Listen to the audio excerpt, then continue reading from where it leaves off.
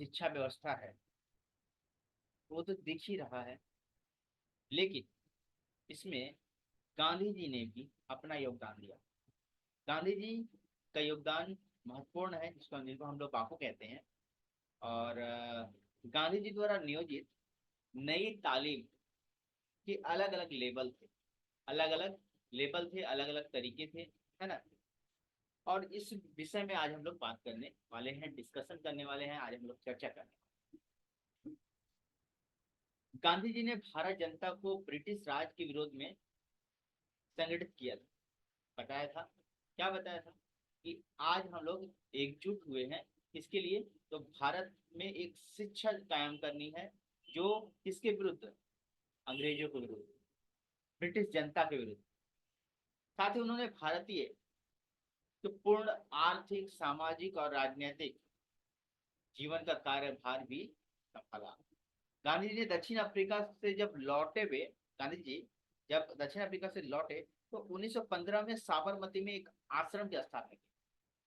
साबरमती में आप लोग जाकर देख सकते हो, तो कभी समय मिले तो साबरमती में एक आश्रम की स्थापना की। सन 1935 में सेवाग्राम में दूसरे आश्रम की भी स्थापना की। और उन्होंने 1973 में 1973 में हरिजन पत्रिका में अपने शिक्षा संबंधी कार्यक्रम को प्रकाशित किया था, नियोजित। शिक्षा के इन कार्यक्रमों का जो किन किन नियमों से, नामों से जाना जाता है, तो वीवी नाम से जाना जाता है।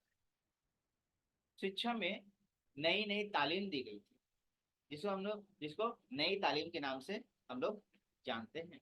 गांधी जी की अगर बात करें तो गांधी जी को भारतीय दर्शन से अपूर्व लगाव था। भारतीय दर्शन मतलब भारत के बारे में बताना, भारत के बारे में सबको एकाग्रित करना, भारत के बारे में सबको बताना कि भारत हमारा किस नाम, भारत की जो महानता है वो एक्सप्लेन करना। ये ईश्वरीय शक्ति में विश्वास रखते थे। उन्होंने उन्होंने अपने क्या किया, ईश्वरीय सत्ता की सत्ता के ऊपर, और साथ में ईश्वर को अनंत कहा। ईश्वर की ही शिक्षा और विश्व की सृजन और विनाश का मूल है। मतलब विनाश और उत्पन्न वहीं से होता है।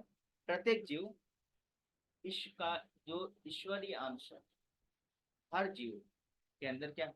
भगवान का अंश है। भगवान का ही हर जगह पर अधिकार है।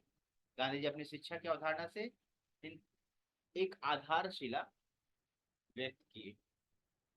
उसमें उनकी आत्म शक्ति और साथ में सत्यानुभूति और आत्मानुभूति का मार्ग दिखता है। शिक्षा का ये जो मार्ग बताए, नई नीति बताए, इनका लक्ष्य क्या था? लक्ष्य था कि शिक्षा का लक्ष्य निर्धारित करने में गांधी जी ने सामाजिक दर्शन और अपने व्यक्तिगत जीवन को विस्तार किया। अपने जिंदगी में जो भी किया उन्होंने बताया। शिक्षा का अंतिम लक्ष्य निर्धारित करने में उन्होंने दार्शनिक आदर्शों का आधार बनाया। उन्होंने बताया कि शिक्षा का अंतिम ध्येय अपने भीतर आध्यात्मिक शक्ति का विकास करना, अपने अंदर एक सच्चे मानव का निर्माण करना। गांधी जी को भी तत्कालीन सामाजिक और सभ्यताओं से परिचित होना था। वो परिचित थे। भारत समाज में आवश्यकताओं को ध्यान में रखते हुए वे सबका ध्यान आकर्षित करना चाहते। भारतीय कहते हैं, उन्होंने इन सब चीजों पे बहुत ध्यान आकर्षित किया सबका। वे कहे भारतीय स्वभाव से आलसी होते हैं, उन्हें श्रम की मर्यादा को भरना होगा। मतलब श्रम को क्या करना पड़ेगा? आगे बढ़ाना पड़ेगा। क्योंकि कितना देखा जाए तो अधिकतर मानव अधिक से अधिक आलसी होते जा रहा है, अपने इनोवेशन में ही दबते जा रहा है। ये बात उन्होंने पहले की थी और आज भी हो रहा है। अभी कोई भी काम जो है लोग मशीन के द्वारा हो रहा है, मशीन के द्वारा करें तो काम तो कम ही होते जा रहा है। काम क्या हो रहा है? कम होते जा रहा है। ठीक है। और साथ में अगर बात करें हम लोग कि भारतीयों में अहिंसा और एक दूसरे के प्रति प्रेम की भावना, अहिंसा जगह पर प्रेम की भावना उत्पन्न करनी होगी। भारतों को आर्थिक आधार पर मजबूत बनाना होगा, ये उन्होंने बताया। और गांधी जी ने यह विश्वास किया कि शिक्षा देशवासियों को मानवीय गुणों को विकसित करेगी और अपनी आर्थिक सुधार में और आगे बढ़ाएगी। इन्होंने एक कैरिकुलम दिया।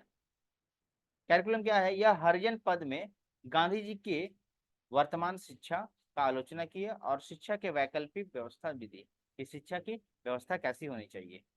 सबसे पहले प्रत्येक बालक के लिए 7 वर्ष तक शिक्षा व्यवस्था होनी बहुत जरूरी है। मातृभाषा शिक्षा का मेन माध्यम होना चाहिए, अंग्रेजी शिक्षा का माध्यम नहीं होना चाहिए।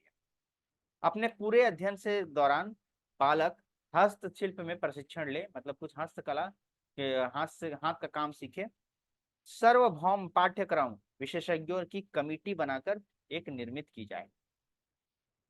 इसी बात प्रस्ताव को के अनुसार डॉक्टर जाकिर हुसैन ने अपने पाठ्यक्रम के ढांचा को कमेटी में बनाया और गठन किया और बताया कि जाकिर हुसैन कमेटी की एक उन्होंने जो योजना बताई उसमें क्या ये जाकिर हुसैन की कमेटी थी।